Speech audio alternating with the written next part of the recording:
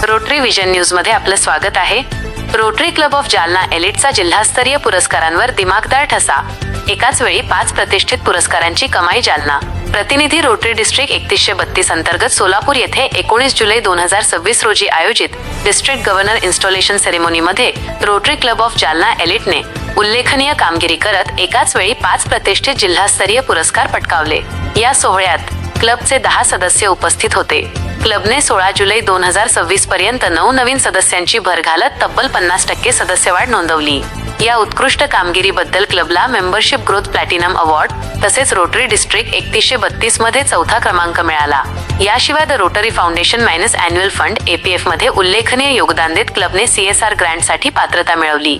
या योगदानाच्या आधारे क्लबला early achiever club award, star club award आणि सुपरस्टार क्लब अवॉर्ड हे मानाचे पुरस्कार प्रदान करण्यात आले।